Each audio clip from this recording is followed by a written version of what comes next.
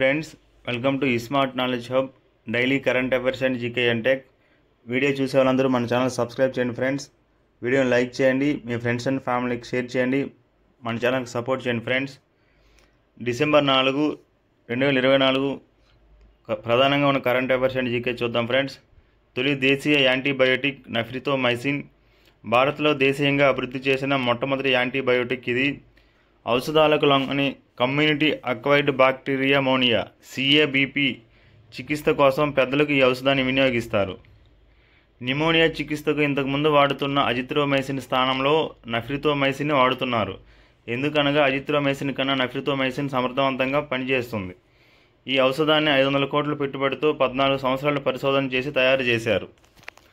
దీన్ని త్వరలో మెక్నాఫ్ పేరుతో ముంబైకి చెందిన ఫార్మా కంపెనీ వాల్కాట్స్ మార్కెట్లోకి తీసుకురానుంది. జల్ జీవన్ మిషన్. భారత్లోని ప్రతి గ్రామీణ గృహానికి ఇండోర్ ట్యాప్ వాటర్ కనెక్షన్లు అందించే కార్యక్రమం ద్వారా 2019లో మొత్తం భారతీయ కుటుంబాలలో కేవలం 17% కుటుంబాలకు మాత్రమే నీటి సరఫరా కలిగి ఉండగా, నవంబర్ 2024 నాటికి 79% కుటుంబాలకు నీటి సరఫరాను కలిగి ఉన్నాయి.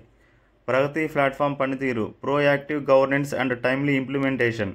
ఇది సుమారు $205 బిలియన్ దేశవ్యాప్తంగా చేపడుతున్న 340 మౌలిక సదుపాయాల ప్రాజెక్టులను వేగవంతం చేసింది.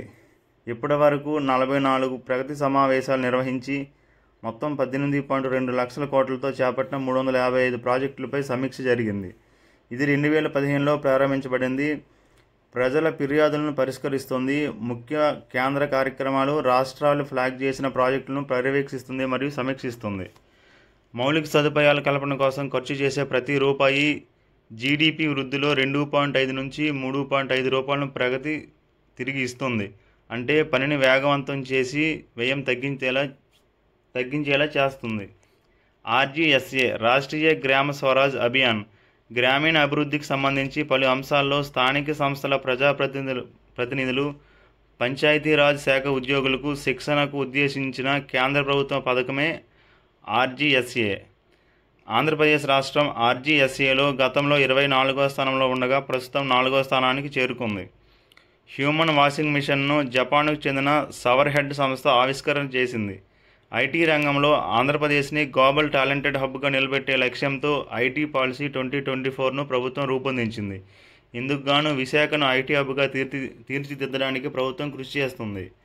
వైబ్రెంట్ విలేజెస్ ప్రోగ్రామ్ను 4,800 కోట్లతో భారత్ అమలు చేస్తుంది.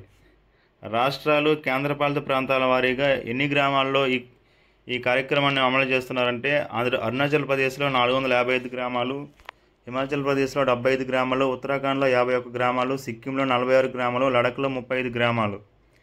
కృత్రిమ మేధతో పనిచేసే కళ్ళజోడును యూపీకి చెందిన 28 సంవత్సరాల మునీర్ ఖాన్ కనుగొన్నాడు. దక్షిణ కొరియా అధ్యక్షుడు యూన్ సిక్ యోల్ 2025 సంవత్సరంలో భారత్ వేదికగా తొలి అందులో మహిళా T20 ప్రపంచ కప్ జరగబోతుంది. డిసెంబర్ 4న నేవీ డే జరుపుకుంటారు. 2024 navy day theme strength and power through innovation and indigenisation. 1M1B సంస్థ నిర్వహిస్తున్న 8వ వార్షిక శిఖరాగ్ర సదస్సులో హైదరాబాద్కు చెందిన సిద్ధార్థ్ 14 ఏళ్ల అబ్బాయి పాల్గొంటున్నాడు. సిబిఐ మాజీ డైరెక్టర్ విజయ్ శంకర్ డిసెంబర్ 3న మరణించారు. భారత నౌకా కెప్టెన్ అవిలాష్ రావత్కు శౌర్య పురస్కారం లభించింది. దేశీయంగా డెబిట్ కార్డులు మార్కెట్ వాటాలో SBI అగ్రస్థానంలోనూ, క్రెడిట్ కార్డు వాటాలో HDFC బ్యాంక్ అగ్రస్థానంలోనూ ఉంది. డెబిట్ కార్డుల పరంగా State Bank of India 24%, Bank of Baroda 10%, Canara, Union, HDFC బ్యాంకులు 6%, Bank of India, Axis Bank 4%, ICICI 3% కలిగి ఉండగా, క్రెడిట్ కార్డుల పరంగా HDFC 20.8%తో మొదటి స్థానంలోనూ, SBI 18.4%తో రెండవ స్థానంలోనూ, ICICI 16.3%, axis bank 13.9%, Kotak Mahindra bank 5.2% కలిగి ఉన్నాయి.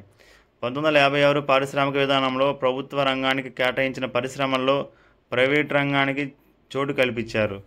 అల్యూమినియం, యంత్ర పరికరాలు మొదలగునవి. పారిశ్రామికంగా ముందంజ వేసిన మహారాష్ట్ర, వెస్ట్ బెంగాల్, గుజరాత్, తమిళనాడు రాష్ట్రాలు 62% లైసెన్సులు పొందాయి. ఆంధ్రప్రదేశ్లో 58.8% మహిళలు రక్తహీనతతో బాధపడుతున్నారు. 15 నుంచి 49 ఏళ్ల వయసు ఉన్న మహిళలు చేసిన సర్వేలో ఈ విషయం బయటపడింది. ఈ సంఖ్య జాతీయంగా 57% ఉందని జాతీయ కుటుంబ ఆరోగ్య సర్వేలో వెల్లడైందని కేంద్ర ఆరోగ్య కుటుంబ సంక్షేమ సహాయ మంత్రి అనుప్రియ పటేల్ తెలిపారు. 2024 మార్చికి ఫోర్టిఫైడ్ బియ్యం పంపిణీలో ఆంధ్రప్రదేశ్ 100% కవరేజీని సాధించింది. క్షీణిస్తున్న భూసారం. ప్రస్తుతం భూమిపై అడవుల శాతం 75%కు బదులుగా 60% మాత్రమే ఉన్నది. ఇప్పటివరకు భూసారం క్షీణించిన భూమి అంటార్కిటికా కన్నా విస్తీర్ణం 1.4 కోట్ల చదరపు కిలోమీటర్ల కంటే ఎక్కువ. దేశంలో ఉన్న పులుల సంఖ్య 3682. అటవీ శాఖ మరియు కేంద్ర పర్యావరణ మంత్రిత్వ శాఖ లెక్కల ప్రకారం ప్రాంతాల వారీగా చూస్తే అత్యధికంగా మధ్య భారతదేశంలో 1439, పశ్చిమ కనుమల్లో 1087 పులులు ఉన్నాయి. అత్యధిక పులులు ఉన్న రాష్ట్రాల వరుస క్రమం 2022 లెక్కల ప్రకారం మధ్యప్రదేశ్లో అత్యధికంగా 785 పులులు ఉండగా రెండవ స్థానంలో కర్ణాటక 563 పులులు ఉన్నాయి. ఉత్తరాఖండ్లో 560, మహారాష్ట్రలో 444, తమిళనాడులో 306 పులులు ఉన్నాయి. ఆంధ్రప్రదేశ్లో 63 పులులు, తెలంగాణలో 21 పులులు ఉన్నాయి. భారత స్క్వాష్ దిగ్గజం రాజ్మన్ చందా డిసెంబర్ 3న కన్నుమూశారు. 1M1B సదస్సు న్యూయార్క్లోని ఐక్యరాజ్య సమితి ప్రధాన కార్యాలయంలో జరగనుంది. ఇందులో భారత్ నుంచి 25 మంది బాలలు ప్రపంచం ఎదుర్కొంటున్న సమస్యల గురించి తమదైన పరిష్కారాన్ని వివరిస్తారు. ఇది 1M1Bకి 8వ వార్షిక శిఖరాగ్ర సదస్సు. ఈ సదస్సుకు వివిధ దేశాల రాయబారులు, భారీ కంపెనీ అధికారులు హాజరవుతారు. ఈ సదస్సుకు హైదరాబాద్కు చెందిన 14 ఏళ్ల సిద్ధార్థ్ మన్నేపిల్లే పాల్గొననున్నాడు. అతడు బడుగు వర్గాలకు విద్యను అందించడానికి ఎడ్యుటెక్ సంస్థను నడుపుతున్నాడు. ఉత్తరప్రదేశ్లో నోయిడాకు చెందిన 14 ఏళ్ల బాలిక ఫతే బాకర్ పట్టణాల్లో పరిశుభ్రత, తాగునీటి కొరత తీర్చడానికి తను స్థాపించిన ఎకో క్లీన్ గురించి వివరించనుంది.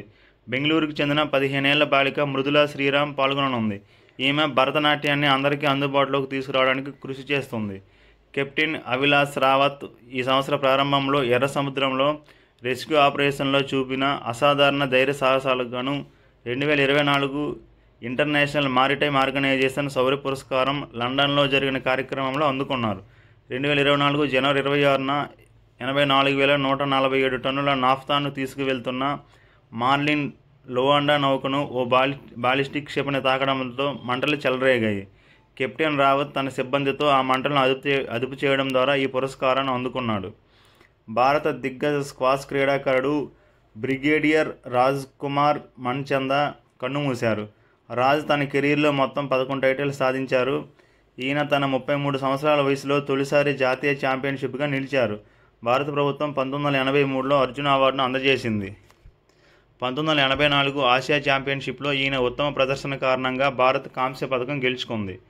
ఆస్ట్రేలియా టెన్నిస్ దిగ్గజం నీల్ ఫ్రేజర్ మరణించారు.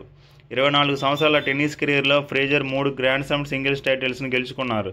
అంతర్జాతీయ టెన్నిస్ సమాఖ్య ఫ్రేజర్ను 1984లో టెన్నిస్ హాల్ ఆఫ్ ఫేమ్లో చేర్చింది. 2008లో టెన్నిస్లో లైఫ్ టైమ్ అచీవ్మెంట్ అవార్డుగా పిలిచే ఫిలిప్ చాట్రియల్ అవార్డును ఫ్రేజర్ దక్కించుకున్నారు.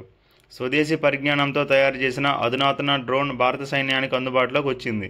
నాగాస్త్ర 1 అని పిలిచే ఈ డ్రోన్ ఆత్మాహుతి డ్రోన్ను మహారాష్ట్రలో నాగపూర్లోని సోలార్ ఇండస్ట్రీ అభివృద్ధి చేసింది.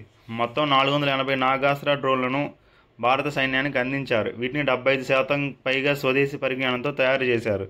GPS ఆధారంగా పనిచేసే నాగాస్త్ర 1 బరువు 9 కిలోలు, 45 మీటర్ల ఎత్తు వరకు ఎగరగలదు. గంట కాలం గాలిలో ఎగరగలదు.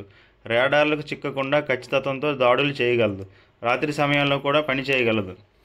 డిసెంబర్ 4, 2024 నేవీ డే వేడుకలను తూర్పు నౌకాదళం ఈసారి ఒడిశాలోని పూరిలో నిర్వహించనుంది. ప్రతి సంవత్సరం ఈ వేడుకలను విశాఖలో నిర్వహిస్తారు.